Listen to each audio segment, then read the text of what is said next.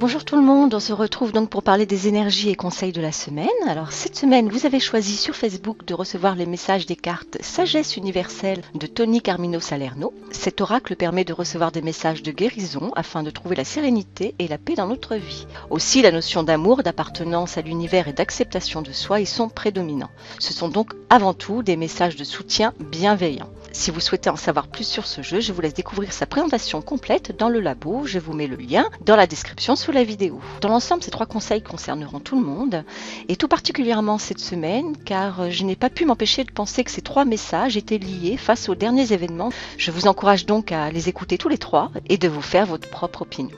Alors, néanmoins, un conseil pourrait être plus dominant pour chacun d'entre nous, et pour le découvrir, comme d'habitude, donc j'ai pigé 3 cartes de cet oracle que je vous présente face cachée. Il vous faudra donc en choisir une. Ne vous inquiétez pas, je vous laisse environ 10 secondes pour faire votre choix avant de retourner les cartes.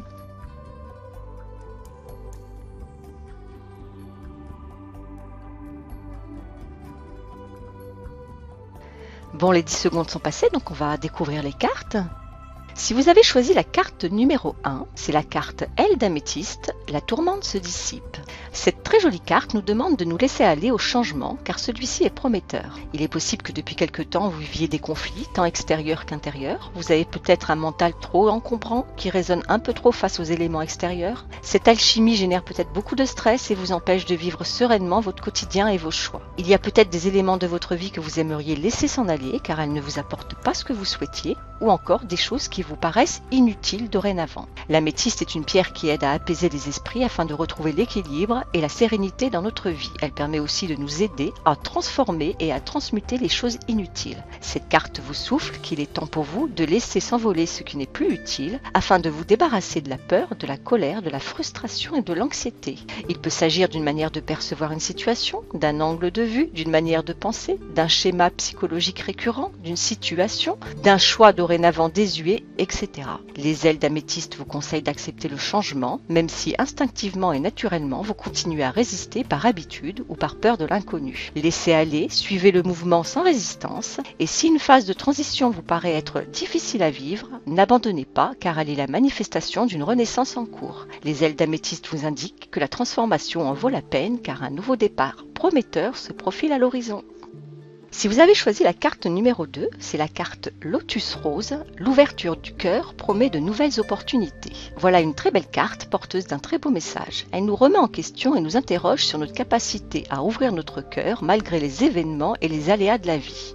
Le Lotus Rose nous encourage à continuer à croire aux belles choses et à la force des sentiments nobles et purs comme l'amour. Il s'agit ici de faire abstraction de nos préjugés et autres ressentiments qui nous empêchent de voir les autres et les situations sous le filtre des bons sentiments, rendant possible les élans du cœur et les actes généreux. Quand on regarde le monde au travers du filtre de sa propre souffrance et des résidus émotionnels de ses propres expériences, il y a des éléments de notre réalité qu'on ne parvient plus à percevoir. On se ferme aux autres et on communique par nos attitudes et ce que l'on dégage des énergies négatives. Dans un tel état d'être, nous sommes incapables de créer et de percevoir les opportunités qui se présentent à nous, ou encore, on refuse et rejette de nouvelles possibilités par méfiance ou par peur. Cette carte nous souffle que l'ouverture du cœur engendre des gestes, des actions de notre part et un regard nouveau et bienveillant qui résonne autour de nous. Et c'est tout naturellement que notre entourage et notre environnement nous répondent sur les mêmes fréquences. On peut le vérifier tous les jours en souriant de plein cœur aux autres. Les autres sont plus à même d'être agréables avec nous. Le Lotus Rose encourage donc à l'ouverture du cœur, au sentiment d'amour afin de recevoir des énergies équivalentes dans notre vie.